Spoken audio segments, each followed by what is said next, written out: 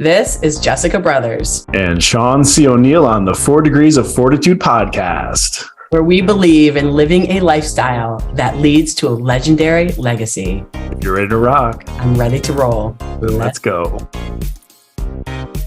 What's up, everyone? Welcome to the Get What You Want podcast. This is the 4 Degrees of Fortitude series, and with your hosts, Jessica Brothers. And Sean C. O'Neill.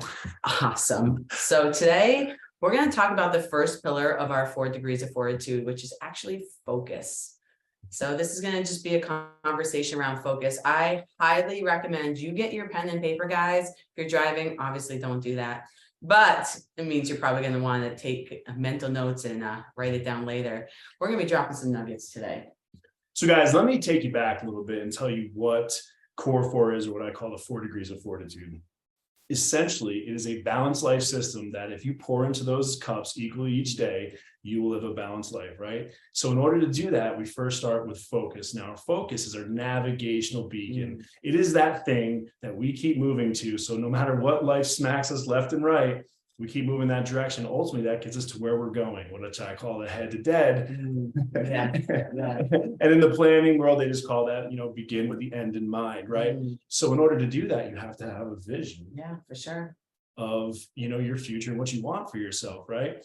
And then you get laser focused on that. So we're going to break that down a little bit. Yeah, it gets, for me, it gets so easy to get, I guess, distracted.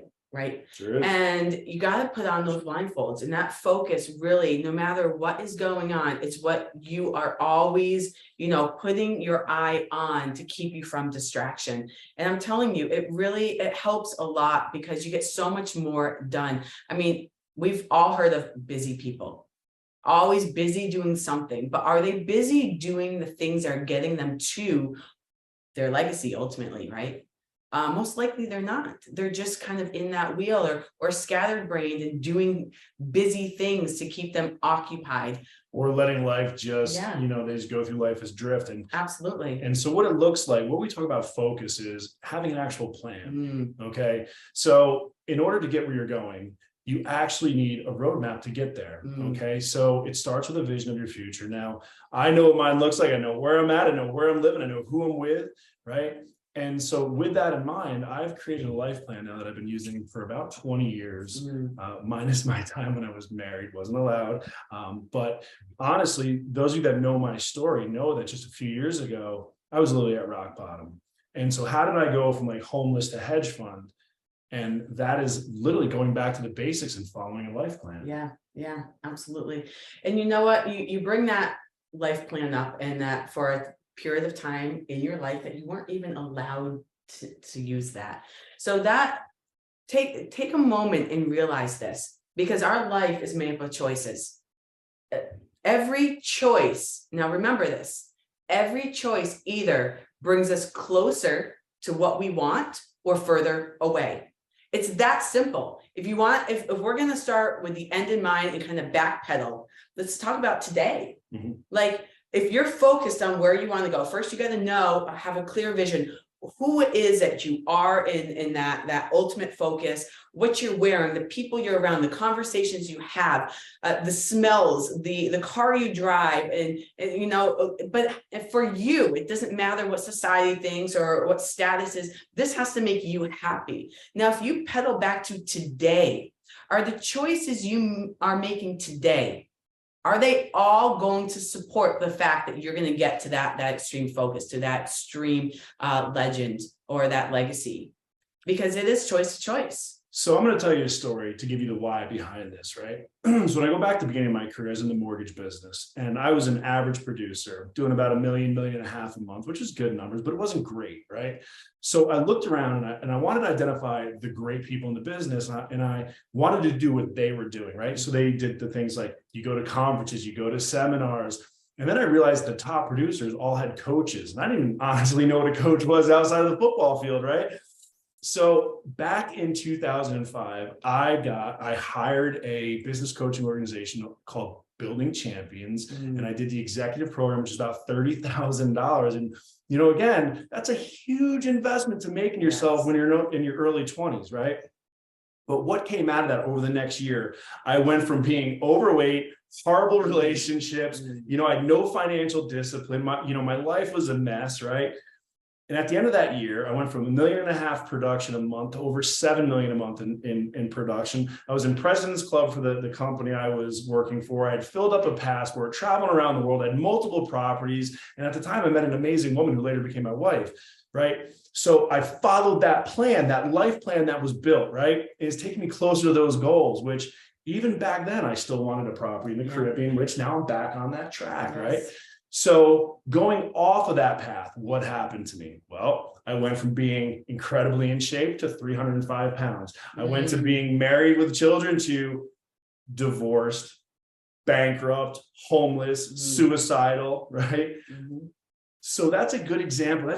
That's me, like you said, making decisions that take you further away from the path. Absolutely. Without your roadmap, if I tell you right now, wherever you're at, go to this location in the middle of the country, right? Unless you have a map. No, I know everyone has GPS, but that is a map, guys. That's a map, right? Yes. Without that, how are you going to get to middle of Kansas, right? You need that plan, guys. So here's the thing. It sounds funny to actually have a written life plan. Now, let me tie this in. How many successful businesses do you know that do not have a business plan? Yeah, so true. Gotta have it. So when we talk about focus, it isn't just, looking at the things you want or manifesting the things you want. It's actually having a written plan. And then you break that down so that you have monthly goals that you want to accomplish. And those monthly goals break into daily disciplines. So what do your daily disciplines look like? Yeah, so my daily disciplines, because my story is similar, but it was kind of the opposite. I went from, working out pretty much my whole life and learning about nutrition. And I had all this wealth and knowledge. And so I was working out 7 days a week and I was eating healthy food. Okay. But I would look in the mirror and I still didn't like what I saw. I had maybe 10, 15 pounds of extra weight on me. Was running a business, but it was just it was growing, but wasn't going. I felt consumed by it. Right. And I felt a little stuck. I felt stuck. I really felt stuck. And until I hired a coach that said, and I did this for people. So why didn't I do it for myself? Right. it's easy to help everyone else before we help ourselves. So a coach said to me, Jessica, what do you want your body to look like? And I couldn't answer that question. I did not have a vision or a focus for myself. Therefore, I wasn't achieving it. So I was stuck at being where I was at until I actually sat down, made a meal plan for myself, actually counted my macros because that's the way I chose to do it, and had a fitness plan that got me to the body that I really desired. That focus, that laser focus, put those blinders on me, and boom, in 1 year. And not only did my body change, my eating habits changed. I'm going to challenge you right now. My mindset. I'm going to challenge you. My mindset changed. So here's the thing, right? You heard about a nutrition plan. You heard about her fitness plan.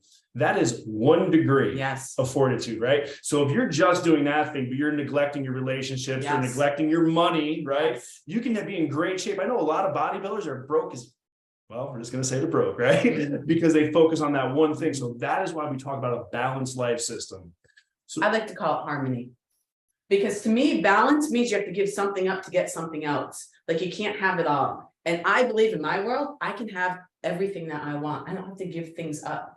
I want things that always serve me. So the harmony, and when I'm talking about the balance, right? If I jump all on, here's a good example, guys.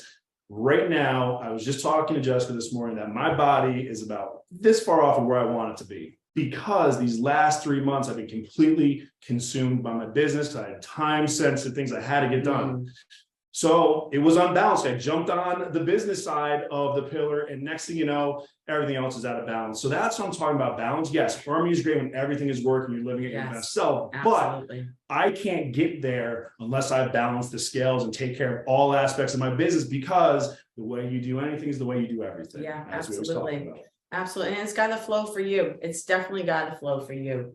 100%. And when I started having that focus in my nutrition and fitness, which was really important to me, I realized that it started spilling over into other areas of my life, because how you do one thing is how you do everything. So my focus for other things started to sharpen as well. What is it I want for the business? What is it I want for my mindset? What is it I want for my relationships? What is it I want ultimately for my life? Where is it I want to go? What do I want to be remembered by?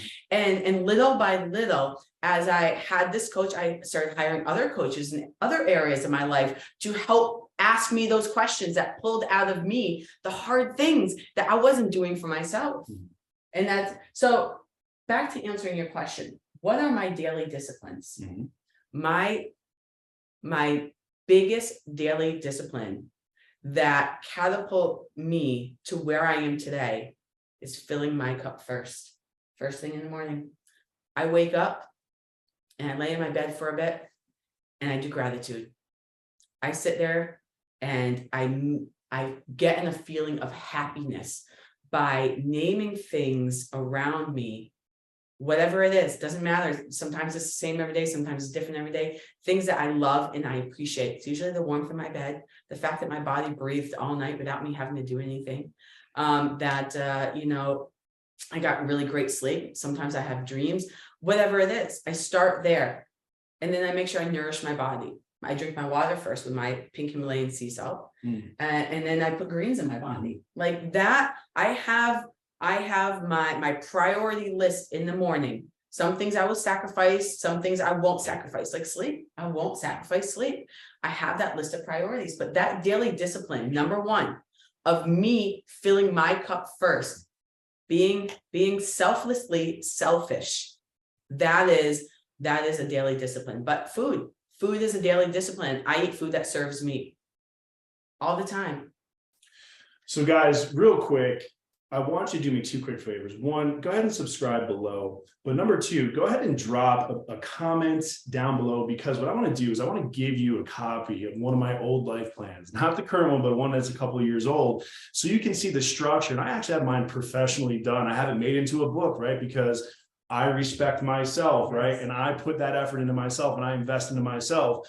So with my life plan, guys, you know, I have in there, you know, my vision, my mission for my life, my epitaph that I wrote for myself, right? My core values are in there. My core values, and then I review those, right? And I focus on those. But what's in there is a hierarchy of the things that are important in my life. And yes, health is number one on my list, because unless I take care of myself and I'm my best self, I can't deliver to the people who rely on me. Yeah, those core values I think are most important though in daily disciplines. Core values. I think it is. I think it is, because that's what gives you, you know, your core values. One of mine is discipline, right? It is setting rules for yourself and following them, right? Yes. For me, it's living on a reward system. So if I do the things I say I'm going to do, I reward myself with something. I don't pay myself first. I earn that thing first, right? So the core values give you the fuel and the tools to go ahead and accomplish that, you know, that life plan. But things in your life plan are things that are important to you. Again, they're different from everyone. But you got to look at your money, you got to look at your relationships, you got to look at your development, personal, professional, your faith for some people, your spirituality for others. You know, there's a lot to this. But for me personally, I have a nutrition plan, I have a fitness plan, I have a business plan, I have a life plan, and yes, I have a relationship plan. It's so important. It's intentionality, guys. And you know what? It didn't start out this way, right? When people hear the things that I do every single day as part of my normal daily discipline, it's like, oh my God, I can't do that. Well, you're right, because you're saying you can. I believe you, but I didn't start out there. I started out with a little bit, you know, hey, go out and walk today. Hey, now go ahead and walk and actually get another workout today. So my daily disciplines, right? I review my budget every single day. I need to know what I can spend, what I can't spend, how I can collapse time, right? I review, you know, my nutrition plan so that I can make sure that I eat my 5 or 6 meals a day. You know, I have a plan that I execute every single day. I read every day. I work out twice every day. I drink my water every day. You know, I have my top 3 in my business that I do every day. I have a whole list of daily disciplines that is in addition to the normal, you know, daily doing your business stuff, guys. And what Jessica was talking about, AM routines and PM routines. Huge, really huge. Because this is what helps you get 1% better every day. And that by focusing on the things that are important to you, focusing on the things that'll bring you closer to your goal, closer to your legacy. That's how you separate the people who actually accomplish something in life and those who are just sitting on the sidelines observing it. Yeah, 100%. So that life plan can be your focus.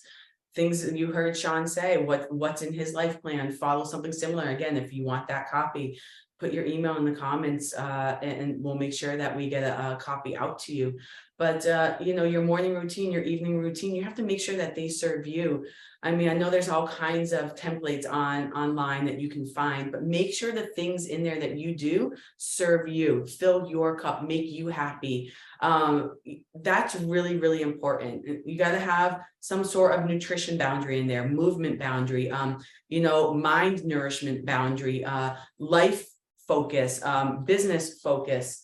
And just like you have a vision and mission statement for your business, you should have one for your life too. And maybe they kind of overlap, and that's okay. Because for me, business and personal are harmonious. They really are, because I do what I love. So they are intertwined. I want to give an analogy, right?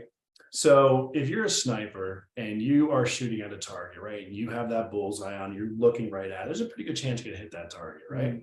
But if you're not even looking and you're just pulling that trigger any which way, you're never going to hit your target. And that's the same thing in life, right? And that's what we talk about. That's why I use a life plan. Some people do it more of a vision board, right? But I like that, check those lists off every single day, know that I'm getting my micro wins, right? So here's some resources that you guys might find beneficial. You know, they're out there on the internet. I like Jocko Willink. He has his Discipline Equals Freedom Reset, which has like a monthly challenge to go and get you back, you know, in the swing of doing those things, doing the work, as I call it. And one of my second ones that I love personally is the 75 Hard Challenge by Andy Frisella. I love that one because that's the one I use to kind of as a catalyst to get my discipline, my mindset in check. But because I started focusing on this, and in order to focus on this, I had to not focus on negativity, right? Because here's the thing. Huge. This is the big thing, guys. And here's where we're going to tie it all in. We only got a couple minutes left. So here's the tie-in. If you focus on positive, you will see positive.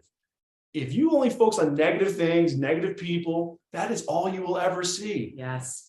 Huge. So you can have a plan, but what you focus your time, your attention, your energy to, that's what grows. That's what grows. That's what grows. And it comes right back to choices, right? Your choices. Are your choices bringing you closer or away from your vision, your goals, your life plan, your legacy? And those choices do include what you see, the positive or the negative. And guys, it's a simple choice because we only make one choice, but we make it 1 trillion times in our life. Yes. To take action or not to take action, to drink this thing or not to drink this thing, to move my body, not to move my body, to say these words, to not say these words, to save this money, to spend this money. One action repeated 1 trillion times. It gets so ingrained in your brain. And we end up doing it on autopilot, not realizing we're actually doing it. And I love that you said action and not action, because doing nothing is still a choice as well. It is. Doing nothing is still doing something. It really is. It's still a choice. Sometimes doing nothing is the best action. Sometimes it is. Sometimes we should just leave this one right here. It's a great point. No, because doing it could take you, further off your path. Absolutely. But it comes down to the simplicity of every single choice you do, from the clothes you wear, to the food you eat, to the people you talk to the events you go to. Is that going to serve you and keep you on your focus, or is it going to distract you and take you away from it? So here's some tools that I recommend that you can do a search for, right? Life plan, good. And if you comment below, we'll get that out to you. But a life plan, you can also do vision boards, right? And then I also like the 100-day plan. The 100-day plan is basically breaks down, a quarter at a time, right? So these are all things that you can look for to kind of help you. Now, what I recommend is get really ingrained, and I like this, and people are going to disagree with me. I'm an old school paper guy, but I like a paper planner. I use a weekly planner. The reason why is if I go on my phone to do something, guaranteed my ADD is going to get me distracted. I'm going to go down a rabbit hole. 3 hours later, I'm going to forget what I was doing, right? So when I'm working on my plan, when I am reviewing my weekly plan, or Sundays when I'm preparing that weekly plan based on my goals, based on my life plan, based on me chunking down a bigger goal into little segments, that's when I execute it. So for me, that is my navigational beacon. When I need my GPS, I just open my planner. Okay, I did this, this, and this. And my top 3 is done. I check off my habits for the day. Why? Because that shit feels good. That's a micro win. That's a micro win. That's a micro win. That's a micro win. And that's serotonin getting released. We like that serotonin, baby. Let's go.